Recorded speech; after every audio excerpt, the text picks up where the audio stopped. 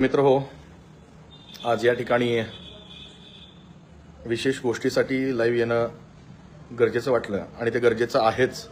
म्हणून या ठिकाणी मी या लाईव्हच्या माध्यमातून काही गोष्टी आपणासोबत शेअर करू पाहतोय. ह्या एक 2-4 दिवसामध्ये ज्या पद्धतीने मंदार गोंजारेंचं प्रकरण या ठिकाणी चिघळत चाललेलं आहे, त्यावर बोलणं एक सामाजिक कार्यकर्ता म्हणून अत्यंत महत्त्वाचं आहे.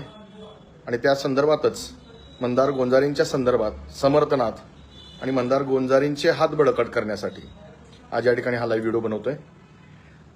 महत्त्वाची गोष्ट अशी आहे की या संविधानामध्ये प्रत्येकाला अभिव्यक्ती स्वातंत्र्य आहे आणि त्याच पद्धतीने आर्टिकल 19 हे स्वातंत्र्य आपल्याला देतं आणि त्याच अभिव्यक्ती स्वातंत्र्याचा उपभोग घेत तसेच या न्यायव्यवस्थेचा चौथा स्तंभ मानला जाणारा जे पत्रकारिता आहे, त्या पत्रकारितेमध्ये प्रामाणिकपणे काम करणारे जर पत्रकार या ठिकाणी या अभिव्यक्ती स्वातंत्र्याची पाठराखण करत असतील, त्यांच्या समर्थनात येत असतील, विद्यार्थ्यांचा म्हणा, नागरिकांचा म्हणा किंवा इथल्या भारतीयांचा आवाज बळकट करण्याचं काम करत असेल तर नक्कीच त्या पत्रकारांचं स्वागत, त्या पत्रकारांच्या समर्थनात उभं राहणं हे प्रत्येक सामाजिक कार्यकर्त्याचं काम आहे.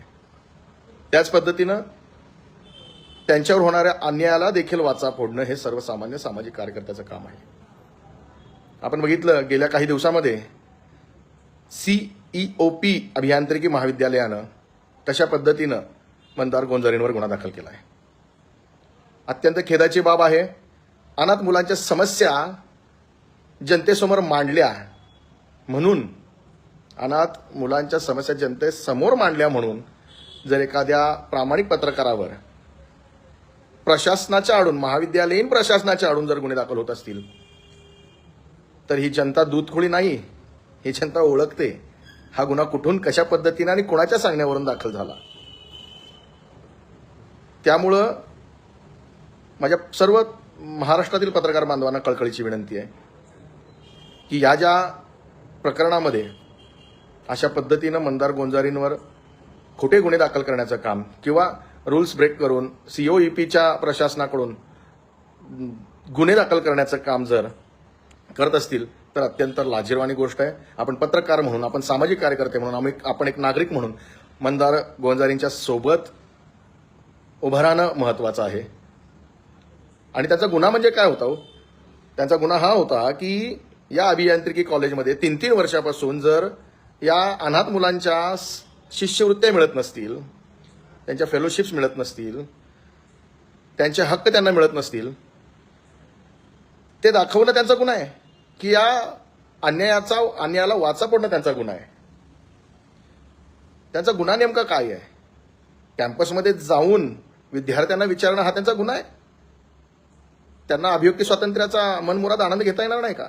आणि त्यांना त्यांचं कर्तव्य बजावताना जर तुम्ही अशा पद्धतीने महाविद्यालयीन प्रशासनाच्या आडून जर खोटे गुन्हे दाखल करत असाल तर सरकारने हे लक्षात घेणं गरजेचं आहे की हे षडयंत्र या ठिकाणी इथल्या तरुणांना म्हणा, इथल्या जेनझीला म्हणा, इथल्या नागरिकांना म्हणा, इथल्या पत्रकारांना म्हणा, हे लक्षात येणार आहे षडयंत्र.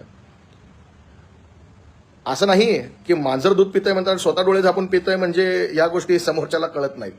अशा पद्धतीचा प्रकार झाला. जग बघतंय, जगाला माहिती आहे महाराष्ट्र हा शिवशाहू फुले आंबेडकरांचा महाराष्ट्र आहे. या महाराष्ट्रामध्ये संविधानाने दिलेल्या अधिकाराचं जतन जर पत्रकार करत असतील आणि हे जतन करत असताना त्यांच्यावर गंभीर गुन्हे दाखल होत असतील, त्यांचा आवाज दाबला जात असेल, जे न्यायव्यवस्थेचा चौथा स्तंभ म्हणून तुमच्या माझ्यासाठी संघर्ष करणाऱ्या कार्यकर्त्यांचा, पत्रकारांचा आवाज दाबला जात असेल तर हा आवाज कोण दाबतोय? हा आवाज कशा पद्धतीने दाबतोय, कुणाच्या मार्फत दाबला जातोय हे या चित्रातून स्पष्ट होत आहे. माझी COEP कॉलेजच्या समस्त विद्यार्थ्यांना विनंती आहे, तुम्ही सगळेजण याबद्दल आवाज उठवणं गरजेचं आहे. महाराष्ट्रातील प्रत्येक सामाजिक संघटनेला, प्रत्येक पक्षाला जे विरोधात आहेत, समर्थनवाले या सगळ्या गोष्टीला याची पाठराखण करून याला पाठीशीच घालणार आहेत. ज्या प्रशासनानं या मंदारजींवर गुन्हे दाखल केले त्यांना तर पाठीशी घालणार आहे. परंतु या मंदार गोंजारींच्या सोबत इथल्या महाराष्ट्रातील नागरिकांना सत्यासाठी उभारलं पाहिजे आणि त्यांच्या हात बळकट केले पाहिजे. हात बळकट करणे म्हणजे आता तुम्हाला या गोष्टी कशा पद्धतीने सांगाव्यात हे सांगण्या इतपत महाराष्ट्रातील जनता ही साधी भोळी नाही. तिला सगळ्या गोष्टी कळतात की विद्यार्थ्याचा आवाज दडपण्याचा प्रयत्न कसा होतोय, पत्रकारिता ठिसूळ करण्याचं काम कसं होतंय, पत्रकारांवर हल्ले कसे होत आहेत. हा पहिला हल्ला नाही. मंदार गोंजारी ह्या सरकारी व्यवस्थेचा बळी पडत आहेत आणि हा पहिला नाही. याच्या अगोदर अनेक पत्रकारांवर हल्ले झालेत, याच्या अगोदर अनेक पत्रकारांवर खोटे गुन्हे दाखल झालेत.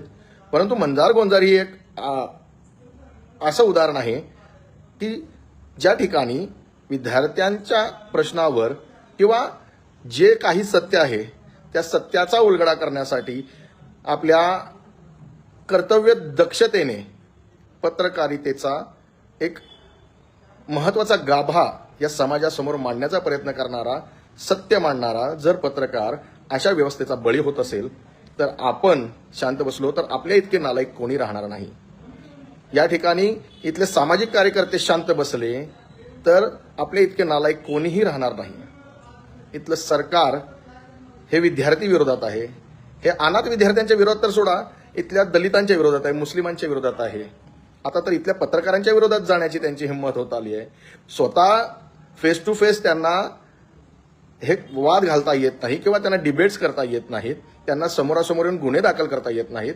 म्हणून या सीओपी महाविद्यालयीन प्रशासनाच्या माध्यमातून त्यांनी जर समोर येऊन गुन्हे दाखल करण्याचं काम करत असतील तर लक्षात ठेवा, इथली जनता दूधखोळी नाही, इथले पत्रकार दूधखोळे नाहीत.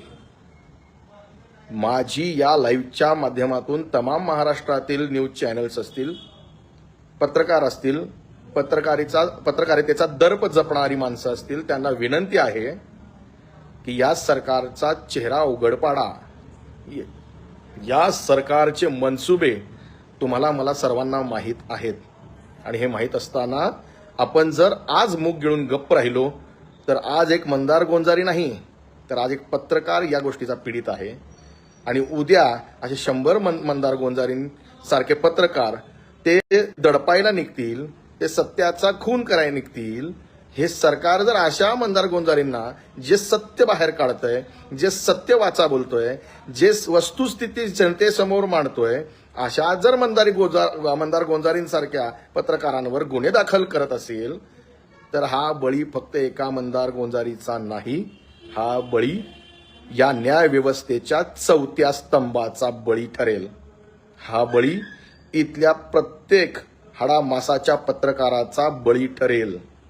म्हणून महाराष्ट्रातील तमाम पत्रकार असतील, सुजाण नागरिक असतील, विद्यार्थी असतील, जेनझी असतील, जर तुमच्या हक्कासाठी कोणी पत्रकार सत्याची बाजू घेऊन सत्य मांडण्यासाठी समोर येत असेल तर त्याचं रक्षण करणं हे एक नागरिक, एक जबाबदार नागरिक, एक संविधानिक जबाबदार नागरिक म्हणून माझं कर्तव्य आहे.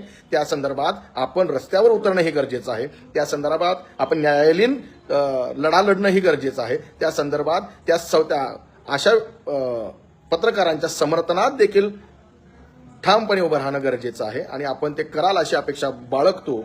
आणि पुन्हा एकदा मी इथल्या महाराष्ट्रातील तमाम जनतेला विनंती करतो, मंदार गोंजारीवरचा गुन्हा हा रद्द झाला पाहिजे. सत्य दाखवणं गुन्हा असेल तर मंदार गोंजारींना तो गुन्हा वारंवार करावा. अनाथ मुलांच्या समस्या जगासमोर मांडणं गुन्हा असेल तर त्या समस्या मांडण्याचं काम मंदार गोंजारीनं पुन्हा पुन्हा करावं, इथल्या पत्रकाराने पुन्हा पुन्हा करावं. विद्यार्थ्यांच्या प्रश्नांना वाचा फोडणे हा जर गुन्हा असेल तर तो गुन्हा इथल्या प्रत्येक पत्रकाराने पुन्हा पुन्हा करावा. आणि त्यांच्यावर असे जर खोटे गुन्हे दाखल प्रशासनाकडून, महाविद्यालयीन प्रशासनाकडून होत असतील तर असे 100 गुन्हे, 100-125 गुन्हे, हजारो गुन्हे पत्रकारांनी अंगावर घ्या. तुमच्या बाजूनं इथली जनता आहे, इथली जनतेची अदालत आहे.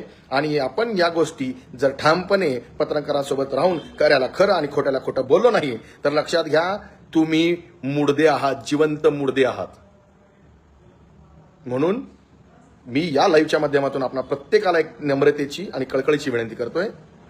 जर एखादा माणूस, जर एखादा पत्रकार, प्रामाणिक पत्रकार जर एखादा प्रश्न घेऊन तुमच्यासाठी लढत असेल, तुमच्यासाठी झगडत असेल, तुमचा आवाज बुलंद करण्याचं काम करत असेल, तुमचा आवाज महाराष्ट्राच्या या जनतेला दाखवण्याचं काम करत असेल, तुमच्या आवाजाला वाचा फोडण्याचं काम करत असेल तर त्याचं रक्षण करणं हे तुमचं माझं काम आहे, हा तुमचा माझा अधिकार आहे, हे तुमचं माझं नैतिक कर्तव्य आहे आणि नैतिकता बाळगून आपण अशा सर्व पत्रकारांच्या सोबत उभारणं गरजेचं आहे. हे नाही झालं तर लिहिणं गरजेचं आहे. तुम्हाला समोर येता येत नाही, ठीक आहे, तुम्ही लिहायला सुरुवात करा. या पत्रकाराच्या समर्थनात लिहायला सुरुवात करा. तुम्हाला बोलता येत नाही, तुम्ही सांगायला सुरुवात करा. पण हा संघर्ष थांबला नाही पाहिजे. असे हजारो गुन्हे दाखल व्हावेत मंदार गोंजारींवर आणि त्यांनी अशाच पद्धतीनं सत्याचं काम करावं. त्यांच्यासोबत ही जनता आहे. असल्या खोट्या गुन्ह्याने एक मंदार घाबरणारा नाही. असे हजारो मंदार या ठिकाणी सोलापुरातून म्हणा, महाराष्ट्रातून म्हणा, या भारतातून तयार होतील आणि अशा हजारो पत्रकारांना बळ देण्याचं काम इथल्या जनतेने करावं. कारण या जनतेसाठी तो चौथा स्तंभ न्यायाचं दीपक म्हणून तुमच्या समोर उभा आहे, सत्याचा दीपक म्हणून तुमच्या समोर उभा आहे आणि ते दीपक, ती ज्योत, ती क्रांती ज्योत तेवत ठेवणं तुमचं माझं काम आहे. त्यासाठी मी मंदार गोंजारींच्या समर्थनात आहे. इथल्या प्रशासनाला सीईओपी अभियांत्रिकी महाविद्यालयातील विद्यार्थ्यांना या लाईव्हच्या माध्यमातून आव्हान करतोय, तुमचा आवाज जनतेपर्यंत पोहोचवायचं काम करणाऱ्या मंदार गोंजारींच्या समर्थनात राहा. इथल्या प्रत्येक विद्यार्थ्यांना म्हणतोय की त्यांच्या समर्थनात आपण रस्त्यावर आलं पाहिजे, त्यांच्या समर्थनात आपण उभारलं पाहिजे आणि ते उभारणं आपलं नैतिक कर्तव्य आहे. त्या कर्तव्याचा भाग म्हणून आज या ठिकाणी मी तुम्हाला कळकळीची विनंती करतोय. सत्य दाखवणं गुन्हा असेल तर तो गुन्हा मंदारांनी 1000 वेळा करावा आणि 1000 गुन्हे या सरकारनं प्रशासनाच्या आडून त्यांच्यावर दाखल करावेत. ही जनता त्यांच्यासोबत आहे, ही जनता मंदारांच्या सोबत आहे, या जनतेची तरुणाई मंदारांच्या सोबत आहे. इथल्या सत्य, प्रामाणिक आणि कष्टाळू हाडमासाच्या पत्रकारांसोबत आहे. एवढंच बोलतो आणि पुन्हा एकदा मंदार गोंजारी तुमचं हार्दिक अभिनंदन. या सत्तेनं तुम्हाला आज हे जे खोट्या गुन्ह्याचं पदक दिलंय त्या पदकाला या जनतेनं त्यांच्याच तोंडावर भिरकून मारण्याचं काम करणार आहे आणि ते करेल अशी आशा बाळगतो आणि या ठिकाणी थांबतो. जय भीम, जय शिवराय, जय संविधान.